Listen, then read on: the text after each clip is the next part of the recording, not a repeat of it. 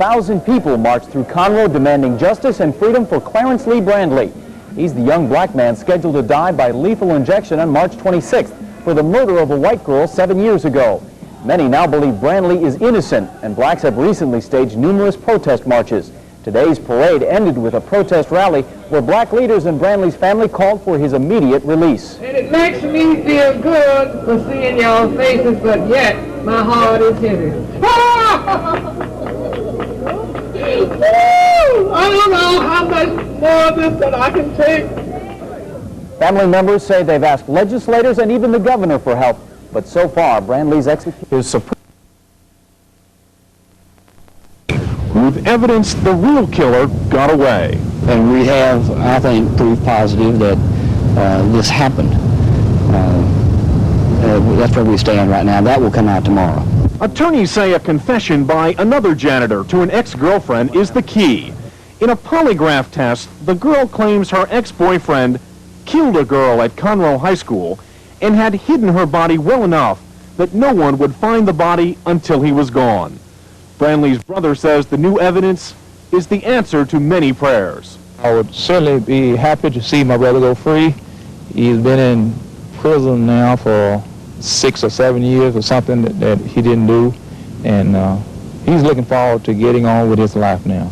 Tomorrow, evidence for a new trial will be presented here at the Montgomery County Courthouse, but it will ultimately be a criminal court of appeals that decides once and for all whether Clarence Brandley deserves a new trial. Ron Regan, Channel 2 News. Killer got away. And we have, I think, proof positive that this happened. That's where we stand right now. That will come out tomorrow. Attorneys say a confession by another janitor to an ex-girlfriend is the key. In a polygraph test, the girl claims her ex-boyfriend killed a girl at Conroe High School and had hidden her body well enough that no one would find the body until he was gone. Brandley's brother says the new evidence is the answer to many prayers. I would certainly be happy to see my brother go free. He's been in prison now for 6 or 7 years or something that he didn't do, and he's looking forward to getting on with his life now. Tomorrow, evidence for a new trial will be presented here at the Montgomery County Courthouse, but it will ultimately be a criminal court of appeals that decides once and for all whether Clarence Brandley deserves a new trial. Ron Regan, Channel 2 News, Conroe.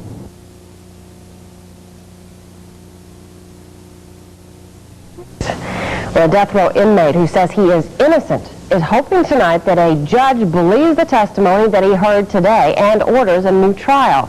Channel 2's Bob Nicholas has the story. Lawyers for Clarence Brandley are fighting to get a new trial on grounds that the prosecutor kept information secret that could have cleared Brandley. A half-dozen witnesses were paraded before the court today to prove their case. One of them was Frank Robin, a former assistant DA from Montgomery County. He testified about discovering evidence that could have aided the defense, but was ordered to keep quiet about it by the district attorney. Robin was not allowed to go into any details. Edward Payne, a relative of a man who worked with Brandley, said he was discouraged by the same district attorney not to testify because the DA said he already had his man. Payne said his son-in-law knew about the dead girl's clothing the day of the murder. The crucial testimony came from Brenda Medina. She is the former common-law wife of a man who allegedly admitted to her that he committed the murder. That suspect worked as a janitor at Conroe High School. It was here in August of 1980 that the body of 16-year-old Cheryl Ferguson was found in the school auditorium. She had been raped and strangled. That new suspect has been identified as James Dexter Robinson, believed to be living somewhere in South Carolina. His former common-law wife was asked to take a lie detector test about his confession. She did and passed. Testimony resumes tomorrow. Bob Nicholas, Channel 2 News in Conroe. Accusing their home builder tonight 6 years ago. Channel 2's Bob Nicholas reports tonight on the surprising testimony in the case of a death row inmate trying to win a new trial. Clarence Brandley is the death row inmate convicted of the rape and murder of 16-year-old Cheryl Ferguson and is fighting for a new trial. Brandley hopes this man, John Henry Sesson, will help make it possible. He worked as a janitor with Brandley at Conroe High the day the girl was killed. Sesson told a packed courtroom that he saw one other janitor with the girl before her body was found. He was Gary Ackerman, Sesson said, the same man who told him to keep quiet. Sesson said when he later tried to bring it out, quote, I was told not to say anything by a Texas Ranger. Sesson said the Ranger threatened to put him in jail. State District Court Judge Jim Keeshan was also put on the stand to answer allegations that he kept a witness from testifying who could have been helpful to Brandley. Keeshan denied it, but he did not deny, nor was he asked about testimony given yesterday that Keeshan told one of his former assistants to keep certain information from defense lawyers. But the current prosecutor is still convinced Brandley is guilty. No question in my mind. Mr. DeGuerin said on your channel back on, I think, Wednesday night that he had irrefutable proof that Clarence Brandley was not guilty, and if anybody saw that in the courtroom, they weren't watching the same proceeding that I was watching. The hearing has been put off for 30 days until one other witness can be located. He is the man who confessed to the murder that Brandley was convicted of committing. Bob Nicholas, Channel 2 News in Conroe. Body was found. He identified that man as Gary Ackerman, the same man, Sesson said, who threatened him if he talked. Sesson said a Texas Ranger also threatened to put him in jail for the same reason. The prosecutor was unmoved by the information. We intended, though, to let him have a full and fair hearing on the issues that he wanted to present, and that's what we did. We have a person confessing to the crime in South Carolina. The judge has now ordered that that person come to Conroe to testify. So in your opinion, you have sufficient evidence for a new trial? Oh, absolutely. The hearing has been put off for 30 days until one other witness is able to testify. She was a member of the jury that convicted Brandley and allegedly discussed the case outside of the courtroom before the trial ended. Bob Nicholas, Channel 2 News in Conroe.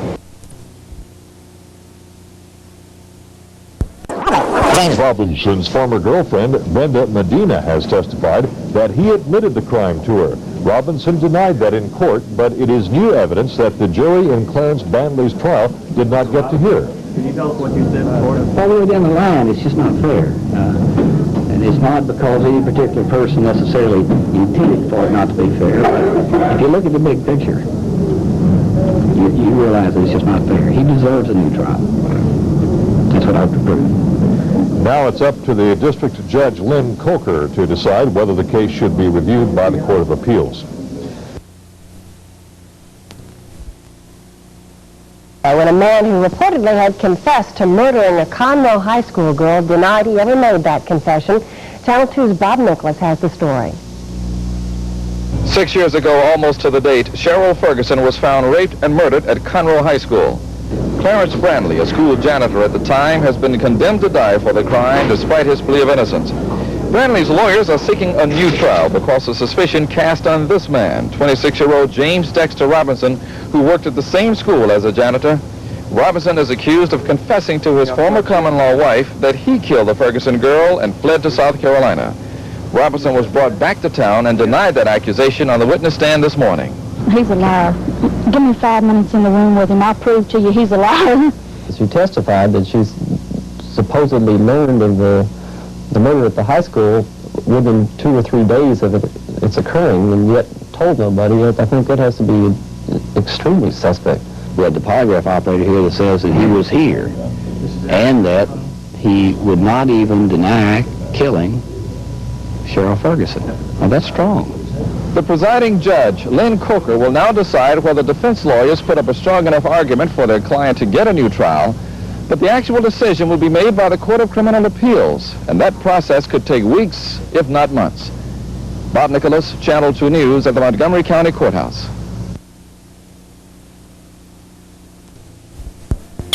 Evidentiary hearing that could possibly allow Brandley's case to be retried.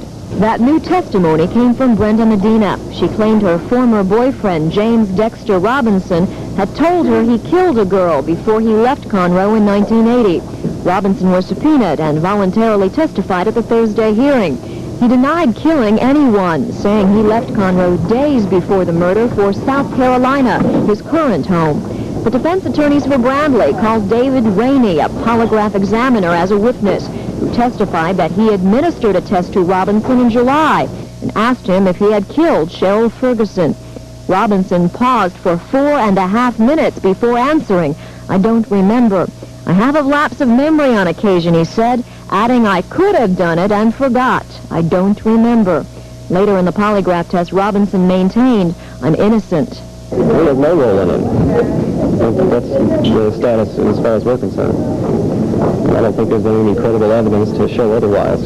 Robinson, who will be free to return to South Carolina after the hearing, had little to add. Brandley has always contended his innocence in the Ferguson murder. His attorney contends unfairness. The whole system, the all-white jury, the black defendant, the losing of the evidence, the hiding that from the defense attorney. If you look at the big picture, you realize that it's just not fair. He deserves a new trial. Whether Brandley gets one is now up to the Criminal Court of Appeals. Leslie Brinkley, Eyewitness News, Conroe.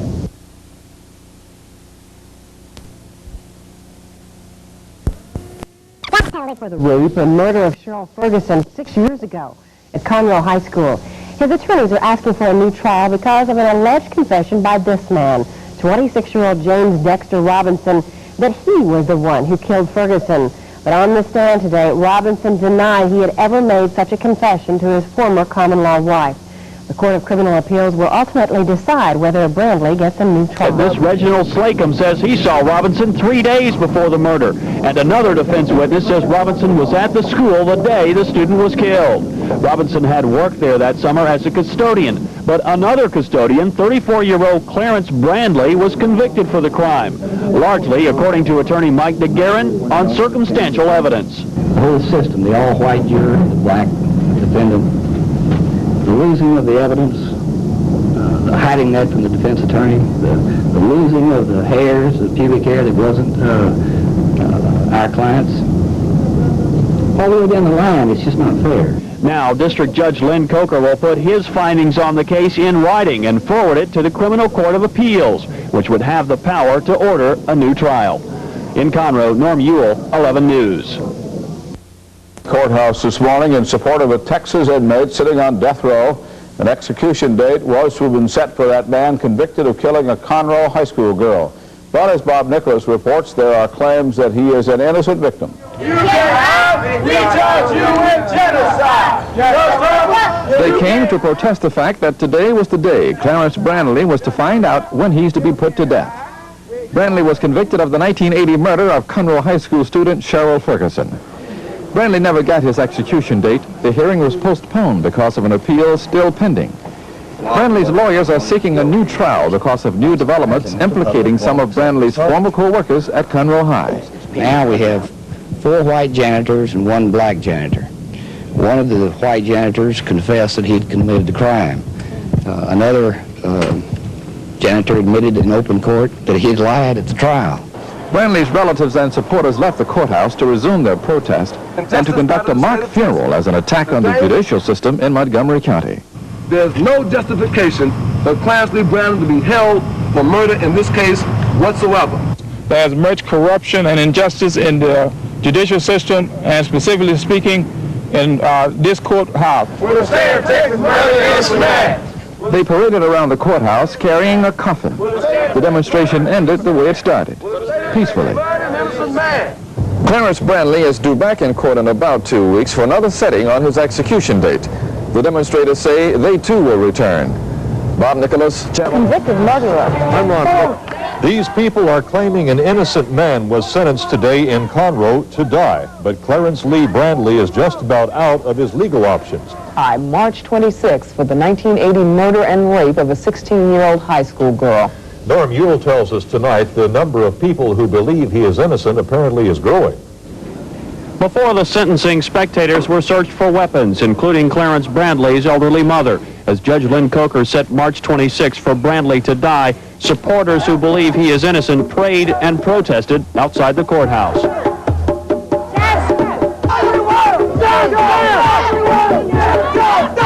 Back in 1980, Clarence Lee Brandley was a custodian at Conroe High School when a member of a visiting high school volleyball team, a 16-year-old Belleville girl, was raped and murdered. Brandley, who typically worked alone, was the only janitor without an alibi. The other custodians, all white, vouched for each other. He was convicted on circumstantial evidence by an all-white jury in a case marred by missing evidence. His defense attorneys say a semen sample recovered from the body was lost before it could be checked for blood type, and a reddish-brown hair found on the body, which would indicate a white attacker, was also lost. He is innocent, because we had witness come forth and say he was innocent. Do you think there's a racial issue involved? It is, certainly so. Why do you think that? Because he's black. Despite a death date being set, Brandley's mother still believes justice will prevail. It looked like Brandley's best shot at that happened in a hearing last year when defense attorneys produced Brenda Medina, the former girlfriend of another janitor at the school. She claimed he confessed the murder to her and then left the state. James Dexter Robinson was called to testify and denied Medina's story. The prosecution presented evidence that Robinson left the state before the murder.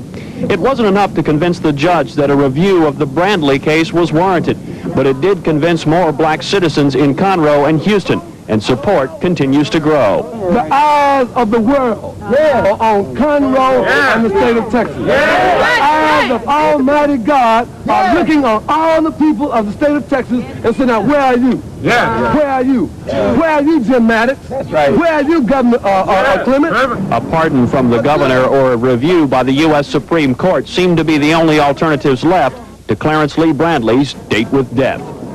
Norm Ewell, 11 News. The threat of a demonstration led Montgomery County Sheriff's deputies to search everyone who entered the courtroom. The announcement only took a few minutes as District Court Judge Lynn Coker set March 26 as the day that convicted murderer Clarence Lee Brandley would be put to death. When it was over, Brandley's mother said she was sad. I'm hurt because my son didn't kill a girl. This belief that Brandley did not kill a Belleville teenager back in 1980 brought over 125 people to demonstrate outside the courtroom this morning.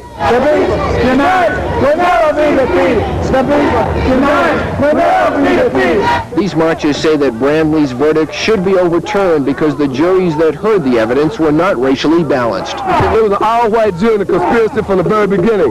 2 all-white juries convicted Clarence. Some black residents of Conroe say this demonstration may bring out some racial tension that's been bottled up in this community for years. Conroe has always had a reputation of having some problems. I think it will cause a lot of emotional feelings to come out. Blacks don't have no justice in this town, and no word, no voice, and never did have any. Before the day was over, these demonstrators threatened to organize marches, boycotts, or whatever it takes to stop Brandley's execution. While Brandley awaits his March 26 execution, his attorneys will now sit down and decide what their next step will be. More than likely, that'll include a series of appeals to state and federal courts. Don Cobos, Eyewitness News. Convicted 6 years ago of murdering a 16-year-old Conroe High School cheerleader. Before the judge set the March 26 execution date, Brandley told the judge he is innocent. His family believes he was framed. Protesters vow to stage even larger demonstrations in hopes of attracting national attention, as Brandley's lawyer. What do we want? What do we want? About 200 black people from Conroe and Houston protested today's sentencing of Clarence Lee Brandley for the 1980 rape murder of a high school student. Brandley is scheduled to die on March 26th. The protesters say he was tried on circumstantial evidence and convicted by an all-white jury in a trial marred by missing evidence. Norm Ewell has the background on the case. In 1980, Clarence Lee Brandley was a custodian at Conroe High School when a member of a visiting volleyball team, a 16-year-old Belleville girl, was murdered and raped.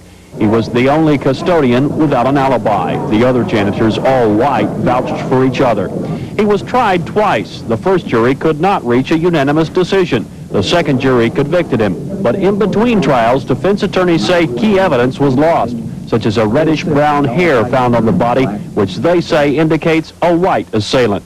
Even before the first trial, they say evidence was lost. A semen sample collected from the body disappeared before it could be analyzed to determine the blood type of the attacker.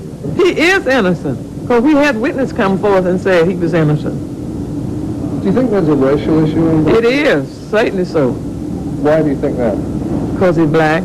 Before the sentencing courtroom, spectators were searched for weapons, including Brandley's mother. But even though an execution date has now been set, she says justice will prevail. Brandley's best shot at that may have been last year when defense attorneys produced a new witness. Brenda Medina, the former girlfriend of another janitor at the school, says he confessed the murder to her and then left the state. James Dexter Robinson denied that on the stand, and the prosecution presented evidence that Robinson left the state before the murder. Now, the only chances Brandley apparently has left are a pardon or a stay of execution from the U.S. Supreme Court. Murder he insists he didn't commit. Today, a Black History Parade turned into a protest on behalf of Clarence Brandley. Channel 2's Rosalinda Perez reports tonight. Scores of people marched through Conroe to show their support. It's a parade commemorating Black History Month in Conroe, but the focus is definitely on Clarence Brandley. He's a death row inmate convicted of raping and murdering a teenage girl in the city 7 years ago. Conroe, Conroe, have you heard? This is not Johannesburg! Supporters say Brandley has been wrongly accused and maintain he is innocent. His mother, who is today's Grand Marshal, wants to see her son get a new trial. Look like they just want to kill my son. This is the fourth public demonstration protesting the death sentence given to Brandley. And while many Conroe residents think a Black History Parade is a good idea, some have mixed feelings about the parade's tie-in to Brandley. That's what it turned out to be, a Clarence Brandley effort. Do you mind that? No, I don't, because I would like to see an innocent man be free. It's another racial thing. That's all it is. And that's something that we're trying to get over, is the racial thing. We're all people. Doesn't matter what color we are.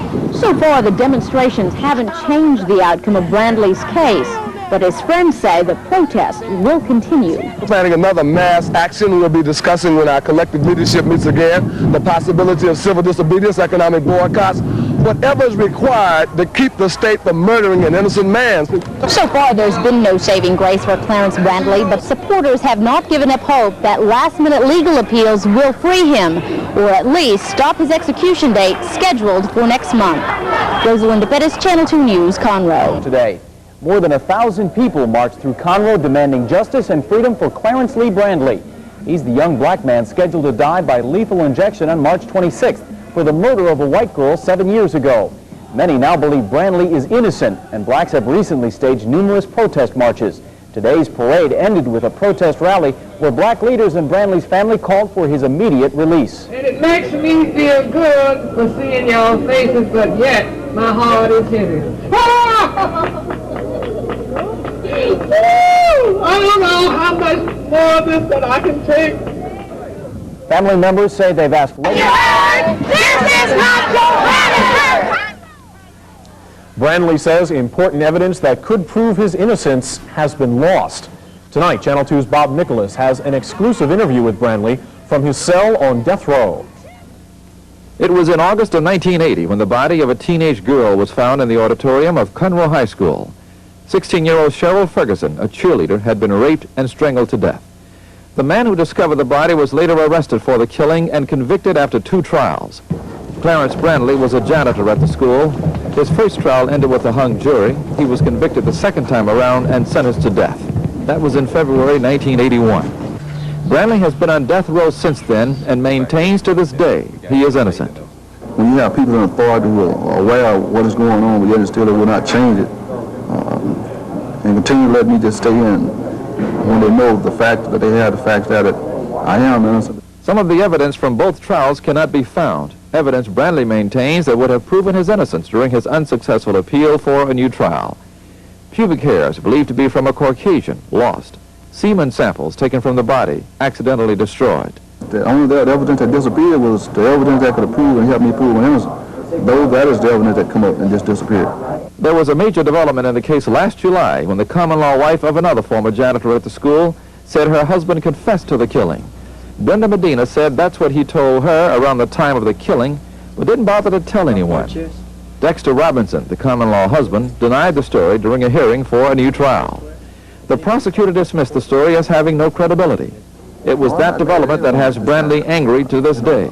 Like I said, I am bullied to a certain degree when I have people in the authority. And Hackett reports that Clarence Lee Brandley is fighting for his life. The rape and murder of 16-year-old Cheryl Ferguson at Conroe High School, August 23, 1980, sent a shiver through the community. The Belleville girl was attending a volleyball tournament at the school and had left her team to go to the restroom. With the start of the school year just a few days away, Conroe parents and students worried that a murderer and rapist was loose in their high school. The arrest of a janitor at the school, Clarence Lee Brandley, was greeted with relief. Brandley's first trial ended in a hung jury, with one member holding out for acquittal.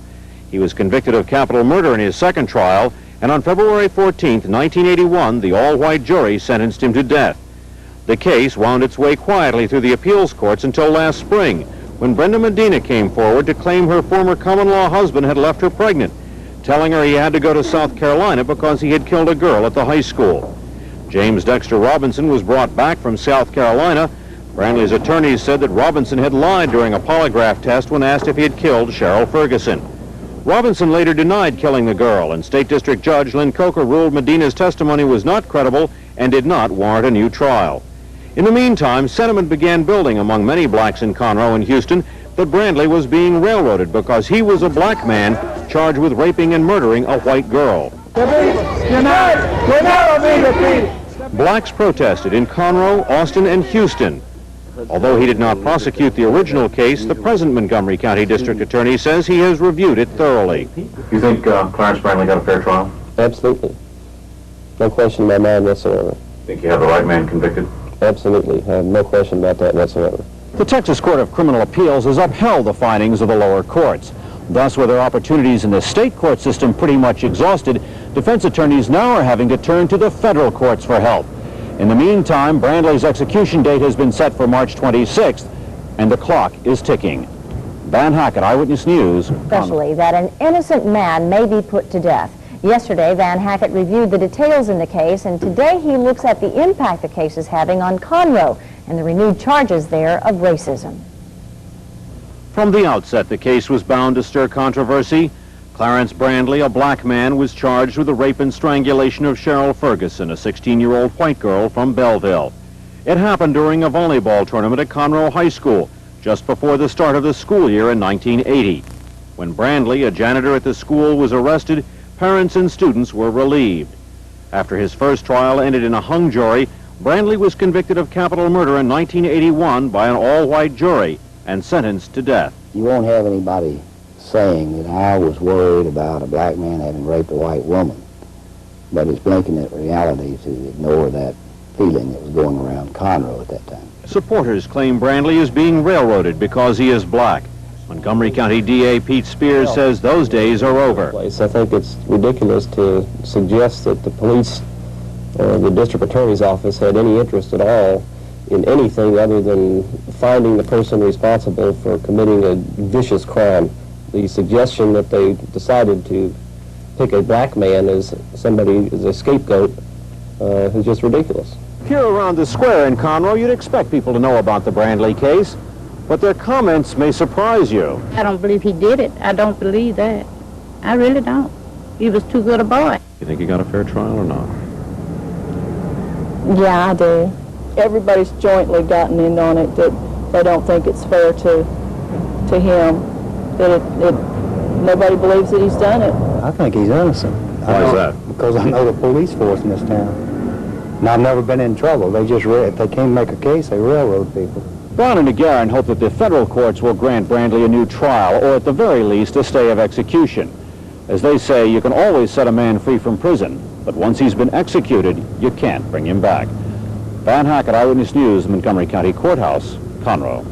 Van also has talked to both prosecution and defense attorneys in this case. Starting next week, he will be looking at some of the questions both sides have raised in the trial and since that have stirred such controversy. Potential problems stemming from demonstrations against Clarence Brandley's case and the sentence imposed in it. Now, as you will remember, Brandley is the black man who is scheduled to be executed on March the 26th, and that is for the 1980 rape and murder of a young white teenager from Belleville. Van Hackett has been following this story. He is now at the Conroe Police Department with the latest on today's meeting. Van, what happened? Melanie, the meeting broke up just a few minutes ago. Some of the folks are still inside talking about what has gone on. But as you well know, Clarence Brandley's case has stirred a lot of emotion on both sides almost from the beginning. And it is assuming a greater urgency as the date for his execution approaches.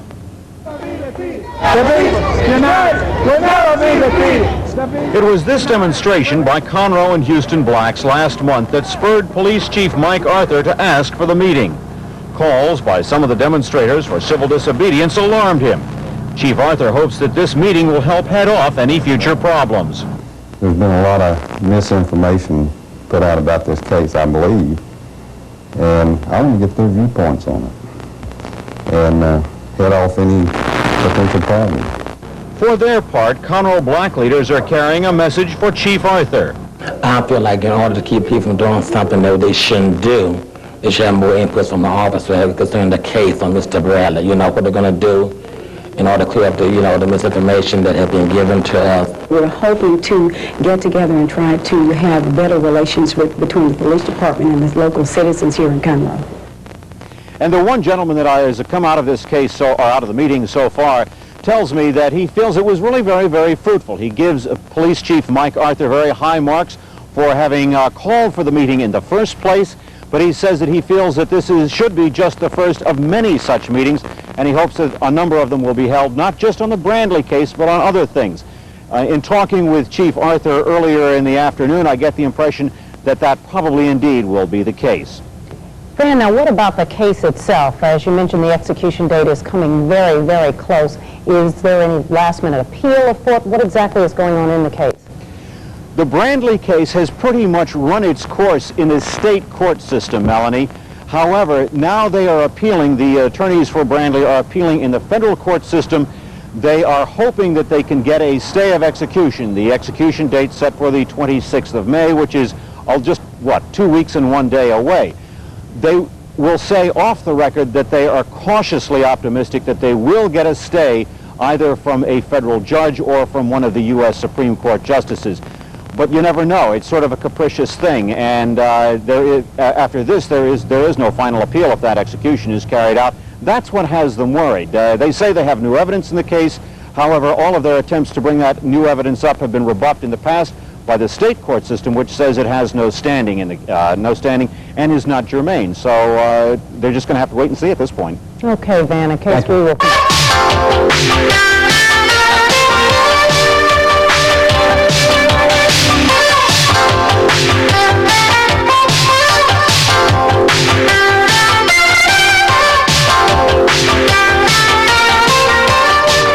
Good morning and welcome to AM Houston. As long as there is capital punishment, there is the chance that we can make a mistake. There are many people that feel in Conroe a mistake has been made and an innocent man now sits on death row. We're going to talk about the case of Clarence Brandley today, accused of strangling and raping, I should say, a 16-year-old high school student. Many say falsely accused. Many say the real murder has gone free. We're going to talk about his case and take your questions and comments about it. We'll be showing you that in just a couple of moments. Also, we're going to introduce you to what some people might say is the reemergence of the old-fashioned real thing. It's called Jolt Cola. Have you heard of it yet? It has more caffeine and more real, honest-to-goodness sugar than any other soft drink you can buy. The legal limit on caffeine. That appalls some people, I suppose, but it's selling like hotcakes, and we're going to tell you all about it. That's all coming up today. Let me go ahead and give you the phone numbers. We're going to begin our discussion on the Clarence Brandley case in just a moment. 390-KHOU is our local line, or 1-800-547-KHOU. That's long-distance toll-free. Before we do that, let's take a look at the news headlines. Sandy Rivera joins us in the newsroom. Sandy?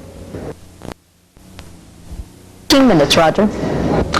Thank you, Sandy. August of 1980. A very pretty 16-year-old white high school student is strangled, raped, and murdered at Conroe High. The only black janitor on the staff, the only janitor who did not have an alibi, is put on trial by an all-white jury, and he is convicted on circumstantial evidence. And most people admit it is circumstantial evidence. He sits on death row now. He will die next month, the 26th of March, unless something is done. We're going to talk about his case. We're going to take your questions and comments about it, and we're going to show you a bit about the history of the Clarence Brandley case. That's all coming up in just a moment. Stay with us.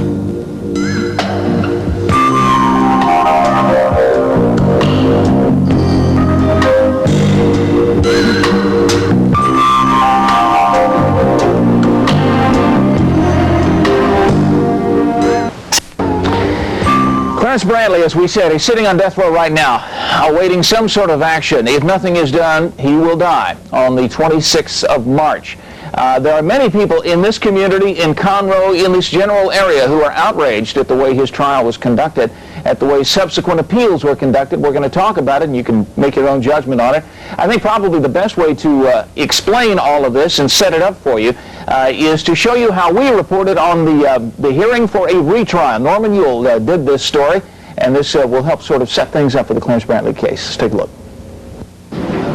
Before the sentencing, spectators were searched for weapons, including Clarence Brandley's elderly mother. As Judge Lynn Coker set March 26 for Brandley to die, supporters who believe he is innocent prayed and protested outside the courthouse.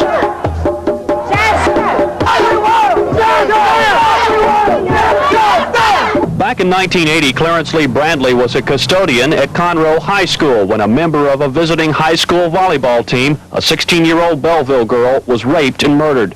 Brandley, who typically worked alone, was the only janitor without an alibi. The other custodians, all white, vouched for each other. He was convicted on circumstantial evidence by an all-white jury in a case marred by missing evidence.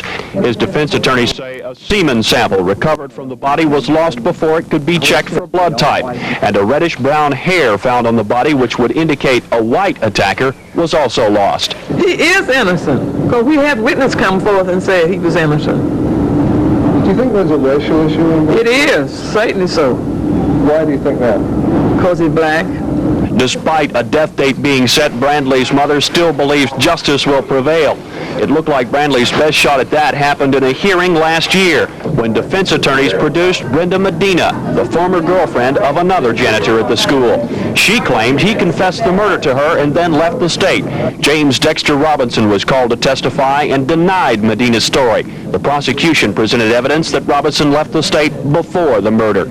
It wasn't enough to convince the judge that a review of the Brandley case was warranted, but it did convince more black citizens in Conroe and Houston, and support continues to grow. The eyes of the world are on Conroe and the state of Texas. The eyes of Almighty God are looking on all the people of the state of Texas and saying, now, where are you? Where are you? Where are you, Jim Maddox? Where are you, Governor Clement? A pardon from the governor or a review by the U.S. Supreme Court seem to be the only alternatives left to Clarence Lee Brandley's date with death. Norm Ewell, 11 News. Thank you, Norman. That in a nutshell is the Clarence Brandley case. There is a lot more to discuss about it. Let me introduce our panel. With us, a gentleman some of the folks you just saw on that tape. Jay Davoni is with us. He's chairman of the National Black United Front. He has been with us before, and we appreciate you being back with us, Jay. Also with us is Minnie Brandley. She is the mother of Clarence Brandley, as you saw on the tape there, and his brother is with us. He is the Reverend Ozell Brandley. We welcome all of you. Good to have you here.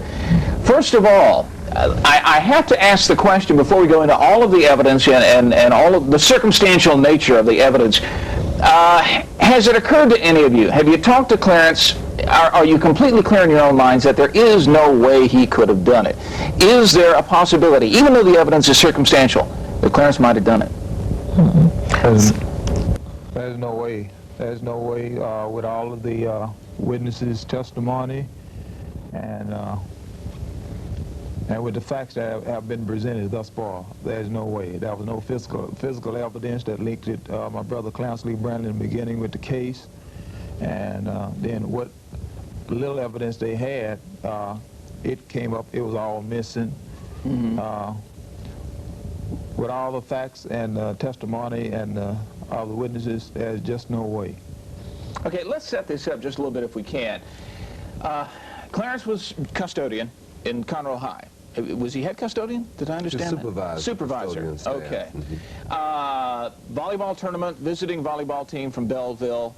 The little girl disappears. Nobody can find her. They begin a search. Clarence and another janitor find her body up above the gymnasium, I believe. They're searching an area. The other janitor actually lifted a piece of plywood, and under that piece of plywood was the girl's body. Okay. Now, Clarence was the only one who did not have an alibi? Well, he was the only one who was by himself. He had an alibi. He testified in the trial that he was in his office listening to his radio and smoking cigarettes during the time the girl disappeared. There was no one there to corroborate his alibi that testified at the trial. At the time in the original trial, did somebody not say he was seen following a blonde girl Yes, court arrested one of her. the janitors did. That janitor later recanted his testimony in the second trial, and when asked, in fact, why he told the lie in the first trial, he said because the police department, the state trooper, told me that if I did not implicate Clarence Lee Brandley, that he would implicate me. So the same janitor that implicated Clarence Lee Brandley in the first trial himself admitted he lied and committed perjury. Okay, physical evidence linking Clarence to the crime. They found, was it 4 or 5 human hairs, male hairs, that were not hers, on her body? Well, I think No, it wasn't on the body. Yeah. They found In the area? No, on the sock. On the sock? That's right. Okay.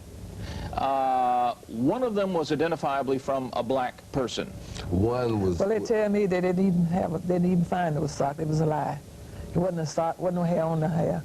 The lawyer said wasn't no hair on the sock. It was a lie. Only hair they had for my son, what they taken from his body.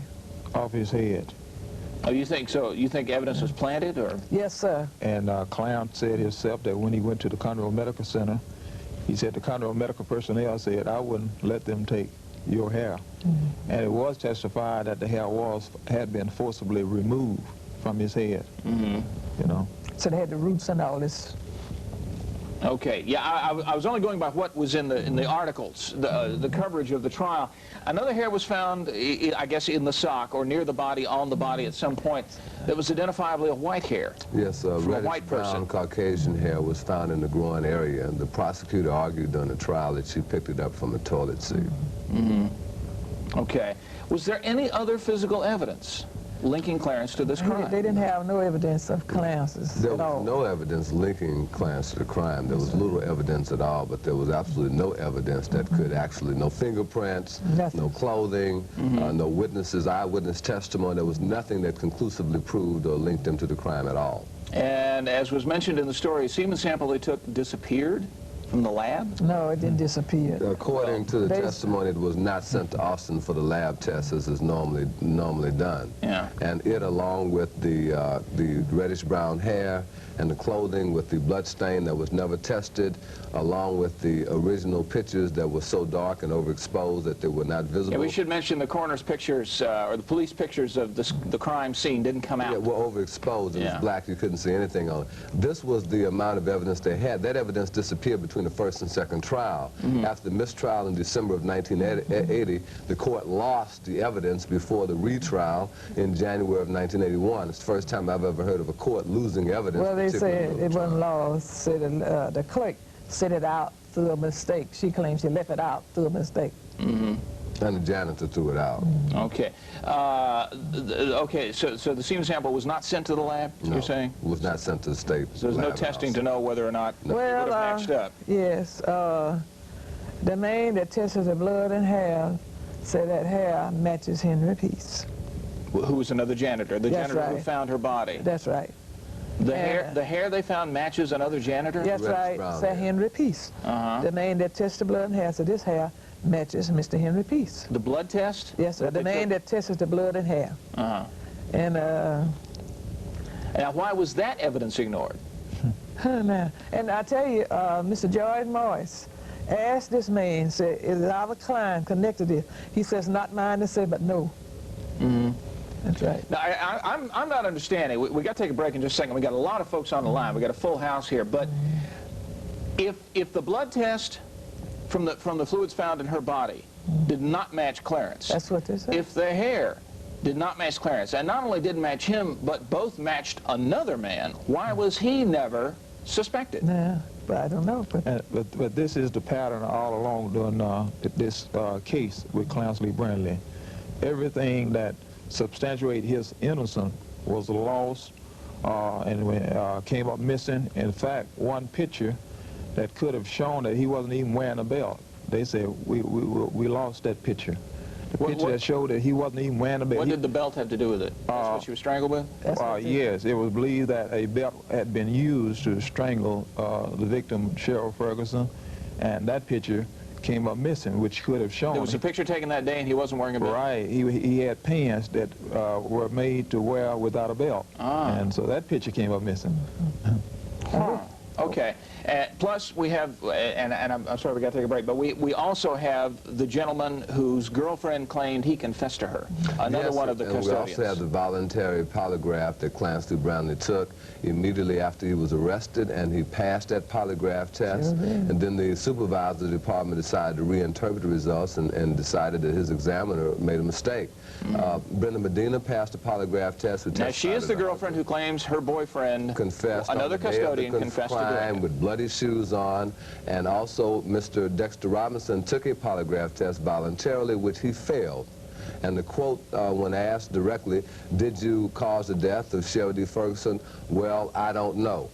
I might have, I could have, but no, I've forgotten. This is how he answered the polygraph question. That was his answer. And the judge's response to that was, when it was brought up at the rehearing, he's not credible. His testimony is not credible. The testimony of Brenda Medina is. In fact, before the hearing was over, he leaned over the bench, and in the presence of the family and Mr. Brandley, he said, I'm going to personally, Mr. Robinson, buy you a ticket back to South Carolina. This is the kind of justice we've been getting from Judge Lee. And he also added, after I finished my finding, he said, then I will see just how innocent Mr. Clarence Brandley is, after I finish and make my recommendation.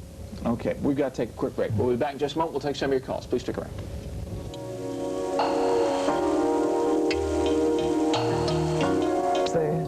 Hang on just a second. Wait, we're back. We're talking about the Clarence Brandley case. Before we take our first call, let's lay out one more interesting fact that came up in some of the new evidence presented at the hearings for a retrial, which you never got. We've got the other janitor, James Robinson, whose girlfriend claims he confessed to her, who failed a polygraph, about whom there is doubt whether or not he was actually there at the time. He claims he'd left town. Others claim he had not. He had been seen that day there. There is another janitor, Gary Ackerman, who told his father-in-law, am I getting this right, told his father-in-law he had to go back to the school to get some clothes out of a dumpster. His father-in-law would not let him do that. The police later found the dead girl's clothes in that dumpster. 2 or 3 days later, after the body was found, those were the dead clothes. The father-in-law admitted this? In court. In court, and the judge said what? The judge doesn't have a problem avoiding the truth and avoiding facts in this case. But surely he had to come up with some explanation for not buying this particular testimony as being suspicious. It's always not credible to him. He doesn't believe it. He doesn't want to accept it. There was an assistant DA, Frank Robin, who came forward and said that while he was assistant DA on the case, he had withheld evidence that could have helped Clarence because the DA would have fired him if he knew. The judge ruled that not credible testimony too. And let me say this. When they had the first hearing, where you see they sent Clarence in there to take some toilet tissue, and Gary Aikman lied to him, said, hey, don't go in there, there's a girl in there. But the girl wasn't in there. Well, in July, they said that the girl went in there after Clarence had the toilet tissue, and they all stood there and waited till she came back. And then they all left and left Gary Aikman there with the girl. And he talked with her, it came out in court that he talked with the girl 4 or 5 minutes. And this fellow Ackerman. Right, and later on, after he had been away from the other custodians for about 30 minutes, he came over bragging how beautiful she looked. What a fine chick she was. Yeah, yeah. So you got, all right, so you got 3 different janitors implicated in one way or another. This fellow Peace, the blood test and the hair they found would match him. Primarily the hair, not the blood test. The hair, okay. You've got Ackerman, who claims he had to go get some clothes which were later found to be hers, and you got this fellow Robinson, whose girlfriend claims he confessed to her. You got 3 different guys implicated in 3 different ways, and yet they found Clarence guilty. And all the polygraph exams, which also support the testimony that we've just discussed. Except for Clarence's that support his testimony. Support his testimony that he's innocent. Okay. We got some folks online who want to get in on this. Let's take our first call. Lindy, good morning to you. Thanks for waiting. Yes. Hi, Roger. Hi. I do believe Clarence is innocent. All the evidence, it does not prove anything. They have not proved it doesn't go against him or for him. It seems a little light to you. Yeah. There's somebody else, and what is happening to our justice system? Yeah.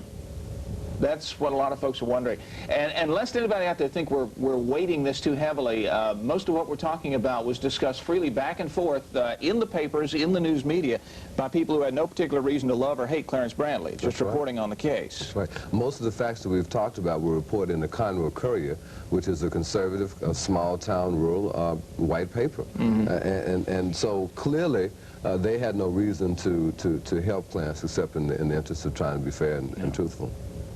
Thank you, Lindy. Appreciate you calling. Thank you. Thank you much. Kathy, good morning to you. Morning. Hi. Go right ahead. Okay. I feel like that's why we should not have the death penalty. People like Mr. Bradley and other innocent people that are on death row are facing a final, death is final. Yeah. And there's no recouping once we take their life.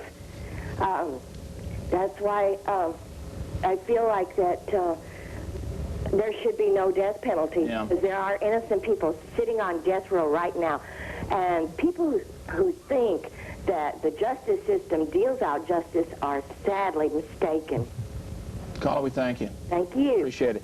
That is a good point. When you look at the case of Linnell Jeter, when you look at the case of Steve Fossum, the fellow from Minnesota accused of all the rapes down here, we could apologize to them and say, hey, sorry, it doesn't make up for the time you lost out of your life, but we're sorry and we're letting you go. If something doesn't happen before the end of March, we won't be able to say that to Clarence, if indeed he is found innocent later. Well, let me say something else. The man that tested the blood and hair, it was a napkin down there by this girl, and he taken it on back, and he called back, and he said it wasn't under Clarence's fingerprint. And they said, Judge Martin said, keep your mouth, keep your mouth. Keep your mouth shut. That's right. There was a second judge removed from the case. This is Judge John Martin. Yeah, two judges got removed. Right. The first judge was removed after defense attorneys filed a claim against him for racial bias and prejudice against defendant. Second judge was removed after he would not allow the defense attorney to discuss what they felt was a conspiracy to railroad Clarence in open court. This was all discussed back in chambers, and so we've had now 3 judges on this case. I think the other question is raised not only the death penalty, but all white juries. I tell you what, let's get into that, right? We got to take another break here, okay? I want to talk about the fact that there were no blacks on that jury, and why. And on this day in history, this is the anniversary of the death of Geronimo, 1909, while he was jailed at Fort Sill in Oklahoma. It's also Marian Anderson's birthday today. She was born February 17th in 1902. Let's take another call. I'm sorry, is it Bess? Are you there? Yes. Hi, go right ahead. I'd like to say that I served on that jury in '81 that convicted Clarence Brandley. And you served on that jury? Sir? I'm sorry, you say you served on that jury? Served on that jury. Now, I'm not giving you my correct name. Okay, I understand. And I'd like to say that the photograph I saw of Clarence Brandley that was taken on that day, he was wearing pants that had belt loops. Okay. I would also like to say that they say that it was a prejudiced jury. And while we were waiting to be qualified to serve on that jury, the several days that I sat in the holdover court, in our group, there was 2 black men. And they told you right quick that they would not serve on that jury, that they'd say anything to get out of serving it. Bess, let me ask you, we appreciate you calling because it gives us another viewpoint, certainly, of what went on in that trial. All of the evidence we're talking about sounds very circumstantial, and it sounds like there were a lot of questions about the other people's alibis and so forth.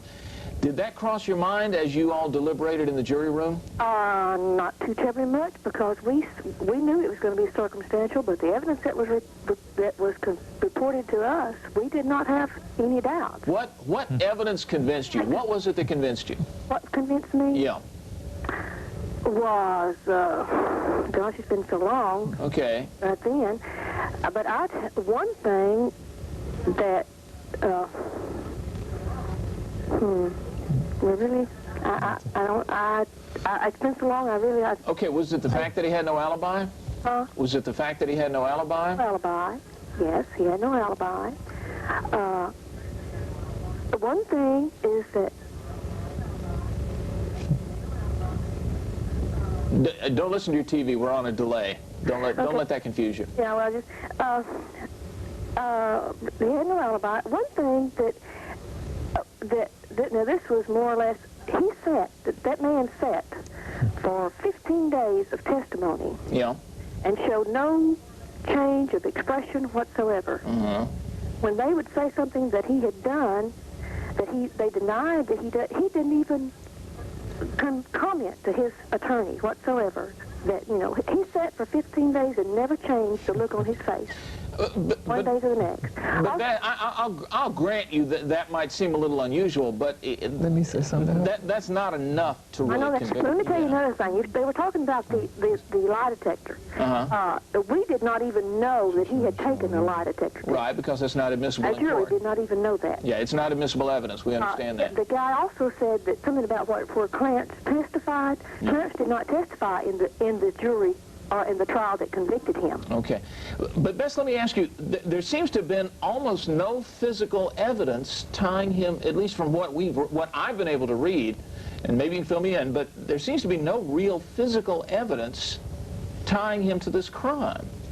Well, it has been, of course, you know, it's been so long, 6 years, and you get away from it and you forget about it. But at the time that we heard the case, decided his fate, we were not, there was no doubt whatsoever. Okay. Bess, we appreciate your call, and we've got the young girl's sister-in-law on the phone on another line, so let me go and take that call. We thank you for calling, though. That I kind of get, it kind of upsets us me, think that I spent that much of my time, and then the news media kind of lambast us as you know, it kind of goes against the grain to think that you did your jury duty, and then they kind of lambast you the way they do. Okay. That's you know, it's incredible, Rodney, because we let her talk, and it's really important. As I sit here next to this mother whose son sits on death row, and this lady stumbled and couldn't even remember what made her consent a man to his death, and she we also must admit that was 7 years ago. I'm not sure I can remember what happened. If I ever sit on a jury and debate a man's life or death, I think I certainly ought to remember what it was that would convince me to vote for his death, and then for her to admit that, well, he didn't have an alibi. All black folk are lying until they got somebody to corroborate that they're telling the truth. And then the second point is, well, he didn't make any statements to the lawyer. Look, you know, we're either too loud or too quiet. We never. Okay. This is not what you take a person's life for. We might get a little more. We got Cheryl Ferguson's sister-in-law on the phone. Gwen? Yes. Are you there? Good morning. Good morning. Go right ahead. Well, Roger, basically what we wanted to say from the family is that this young girl has a name. Her name is Cheryl. She's very important to a lot of people. And it is very painful on the family to have this thing made into a racial problem now. The problem is that a girl is dead. Yeah. And something needs to be done about it. Gwen, can I ask you, I'm sure the family sat in on this trial. Obviously, this was of critical importance to you to find out who did this horrible thing. Well, I would imagine so. Yeah. As best you can recall, did it seem fairly conclusive to you that Clarence had done it? I'm not going to comment on that because what I think right now doesn't matter. The family believes that Clarence Brandley did it, or the family would have said no. You know, they put this man on death row. It was a long, drawn-out trial, and it was very unfortunate that this thing has been made into a public ho-ha for racism. But surely, Gwen, if there are questions, if things came up after the original trial that caused people to have some doubts, reasonable people, white and black, to have some doubts, certainly we wouldn't want to make a mistake on finding Cheryl's killer. That's certainly true. But we also feel that why has it taken 7 years for all this mess to come back around? You know, there are real people involved here, not just Brandley, but there are other real people involved. And I feel unfortunate if they have said the wrong person. I think that would be terrible. But do you think that the family could sit back and believe that they said that Brandley did it when he didn't? Do you think that the family would want another man running loose that killed Cheryl? You know, that's crazy. And all the things that have come up have not convinced any of the members of Cheryl's family that the wrong guy might be in jail. No, but I don't think that the members of Cheryl's family are capable of making that decision. they're quite biased, to say the least. Yeah. You know, just keeping in mind that when you say this young girl and that young girl and everybody else out there, that young girl has a name. And her name is Cheryl, and she's dead. Thank you, Roger. Thank you, Gwen. We appreciate you calling in. And her murderers are running free, and I wish somebody would have some sympathy for Clarence Brandley, who's an innocent man who's been on death row for 6.5 years. I mean, some of these calls are really kind of incredible for a lack of evidence and the fact that they have not proved this man guilty, that Clarence is the father of 5 children. But you heard Beth say race was not a factor in that jury room. That's not true. There were 2 all-white juries. The blacks were deliberately excluded from the jury. You said the blacks said they didn't want to serve on the jury. The district attorney himself. No, they didn't. The district attorney himself. He said they weren't qualified. The district attorney himself said he deliberately excluded all blacks from the jury because he did not believe they could reach a fair verdict. He believed they would automatically seek to declare Clarence innocent. There was, in fact, racial epithets in the jury room during the deliberations while Clarence Brandley was here waiting for his fate to be debated. J-Don, now wait a minute, J-Don, you heard a juror say. Well, she's talking about the second jury. She's talking about she said she was on the first jury. No, she was on the jury in 1981. Let me say this. Okay. Right. The jurors didn't hear all of it because they went back in their chambers. See, the jurors didn't hear everything. Okay. There's some things they carried back in the chamber. In fact, they spent more time, I believe, probably back in the judge's chambers, out of the eyesight of the jury, than. Okay. And we've got to break and do news. We're going to continue our discussion. We've got a lot of folks on the line here that want to get in on this, and we will take your calls in just a moment. And she is right. We don't want to forget. We're talking about the murder of Cheryl Ferguson, who was very important to her family, as Clarence is to his. We're going to continue in just a moment. First, let's take a look at that. We're back. We're talking about the Clarence Brandley case with J. Don Boney of the Black United Front, the Reverend Ozell Brandley, and his mother, Minnie Brandley. He's taking a quick call. Good morning. Morning. Hi there. Go right ahead. You're on the air. Go ahead. Okay. Yes, ma'am. Don't listen to your TV. We're on a delay. Just go ahead and talk. Okay. I've been following the Brandley case ever since that it had began. And just like Bradley's mother and brother and that other reverend, just like in the case, they did not have any circumstantial evidence that Brandley killed or strangled that little girl, Juror. So you're one of the folks that's convinced he's innocent. And that like his mother and them said, that the hair and about the bell, just like, you know, at first when it came on the news and everything, they did not say Bradley had pants on with the belt. Okay. Because the belt is what's supposed to have been strangled to the girl. Right. Cheryl. Right. And that, like they were saying about the hair and the polygraph and all this here, what his parents, what his mother said is true. Because I didn't get it from no one else. I got it from the news media. Okay. Okay. We appreciate you calling. Thank you. Thank you much. Margaret, good morning. Morning. Hi, go ahead.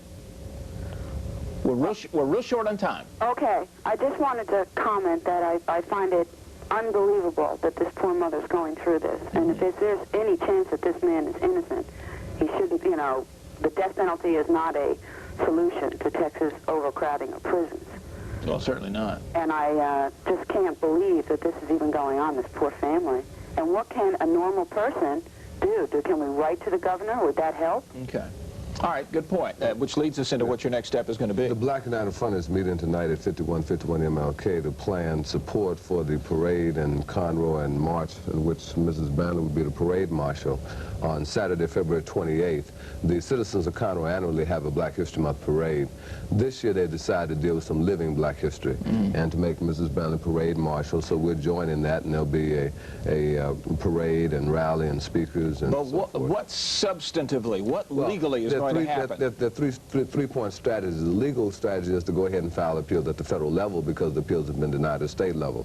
Second, we're approaching the Board of Pardon Paroles and asking them to review the case and to recommend to to the governor a pardon or at least a commutation of sentence. We've been trying to secure meetings with the Attorney General, Jim Maddox, and Governor Clements. So far, to no success. And former Governor White is not Governor Mark White promised to meet with us prior to February 15th. This is the second time he's broken his promise. He could at least write a letter of support to the Board of Pardon and Parole since there is appeal. The most important strategy is to get mass community support. We believe that part of the reason the Clarence has been set up is because of political corruption and racism in the criminal justice and political process of Conroe.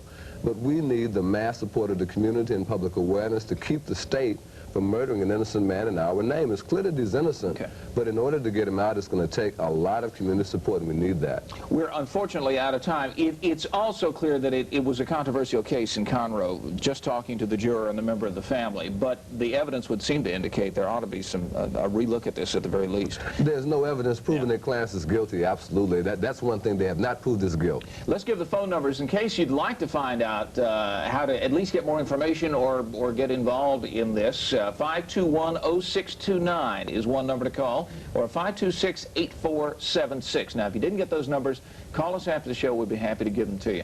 We appreciate you all being here. We appreciate it, and we will be following. Well, Jim Maddox said he favored a reprieve. Then today, about 200 supporters of Brandley protested in front of the state capitol. After the demonstration, they jammed into the governor's office, and afterwards, the stay was granted. The reprieve coincides with new evidence defense attorney Mike DeGuerin says he has turned up. He actually told us Wednesday before our interview with a death row inmate to inform Brandley that he's about to crack the case wide open. What do you think of that? I think that's great. So many people have been involved in helping me, man, and then, like I said, some people that I know that's out there doing a lot of things to help me.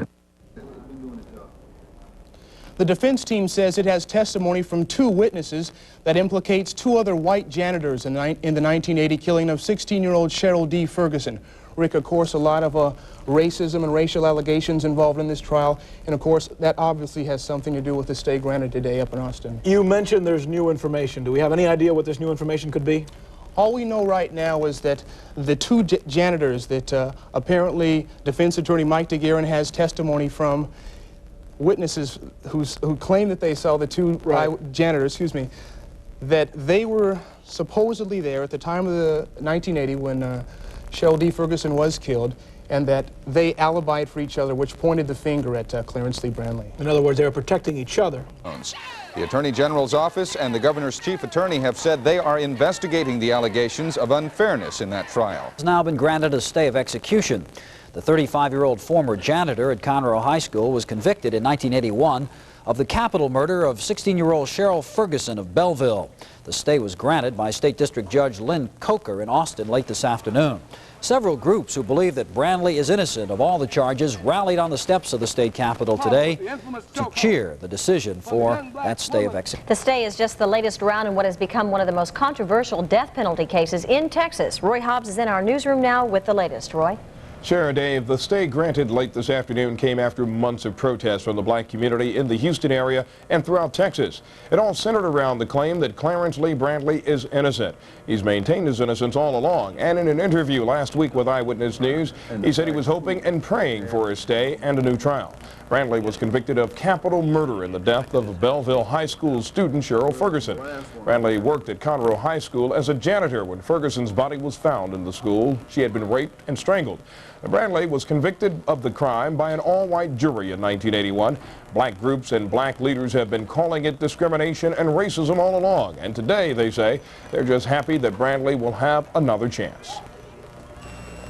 Judge Coker is a sensitive person and obviously heeded the voices of many people who were crying out that we should go slow with this execution. This case moved awfully swift, and that makes me as a defense lawyer a little suspicious, because usually it takes a lot longer to get through the process to get to the point where you have an execution date that has any potential of being carried out. So I was a little bit suspicious about that, and I was glad to see that the Attorney General was willing to look at it. Earlier today, a group of about 200 people gathered at the state capitol for a noon rally in support of Brandley. Apparently, their cries for justice did not fall on deaf ears, and when it was announced to them that State District Judge Lynn Coker of Conroe had issued a stay, cheers are said to have resounded throughout all of Austin. Roy Hobbs, Eyewitness News. For justice for Brandley. He was convicted in 1980 of killing a Conroe high school student. He has had 3 execution dates set. Protesters say he was convicted on circumstantial evidence and they charge racism. I'm tired of racism. Yes. My family is tired of racism. All right. I'm wondering now how many other blacks must be innocent and in those walls. Maximum security in Ellis unit. Both the governor and the attorney general say they're investigating the possibility that Brandley did not receive a fair trial. 18-year-old Cheryl Ferguson. Brandley is black, the victim white. More than 200. He killed and raped Cheryl Ferguson. You do deny ever having raped or murdered Cheryl Ferguson? That's correct. Thank you. Clarence Brandley was convicted and sentenced to death on St. Valentine's Day, 1981, for the rape and strangulation of 16-year-old Cheryl Ferguson at Conroe High the year before. His case has generated heated controversy in the black communities in Conroe and Houston. Publicity in the case and the outcry led to a stay before Brandley's execution scheduled for March 26th. It also prompted Montgomery County District Attorney Pete Spears to ask the Texas Attorney General to conduct an investigation in the Brandley case. Assistant Texas Attorney General Dave Hess and 2 investigators met with Spears, Montgomery County DA's investigator Charlie Ray, and others shortly before noon. We have a number of individuals that we want to talk to. Depending on what we hear from them, we may, choose to visit with some other people. I'm currently waiting to hear back from Mr. Gurian. I would like to interview Mr. Brandley, and we have offered Mr. Brandley a polygraph. Hess says that he does not expect the investigation to take too long, unless, of course, there are some startling developments. Shara, Jim? Has Mr. Brandley indicated he's willing to take a polygraph? Well, of course, that's not going to be up to Mr. Brandley specifically. I'm sure he'll do that in consultation with his attorneys. They are waiting right now to determine, in fact, whether he will take that polygraph. A little bit more about Dexter Robinson. You don't bring somebody to trial when you already have someone who's been found guilty of a certain crime, do you? Well, of course, the defense maintains, as you well know, Shara, that their client, Clarence Brandley, is innocent. They have said that Dexter Robinson is the man most likely to have committed the crime. They stopped short of saying that he did. There also have been these 2 mysterious videotapes, which they claim they have witnesses who say that Dexter Robinson was either one man or one of 2 men who allegedly brought her into the restroom where it is believed she was raped Van, and murdered. I guess what I'm saying is, short of a confession from Mr. Robinson, and since he told you he did not do that, it's a very entangled legal proceeding, is it not? Well, it is a very entangled legal proceeding. That's exactly the problem. A number of reporters and investigators have been going over this for a long, long time. There's nothing more that we would like than to find the smoking gun, if you will, the one confession. But I talked to Hess today, and even he said that after this review, after talking to all of these people and going over it, he does not expect to be able to conclusively say that Clarence Brandley is guilty or innocent. Though a jury did, and until something happens to change that, Mr. Brandley remains in prison. That is indeed the case. Thank you, Van. Complicated situation right there. But back here at home in Houston, the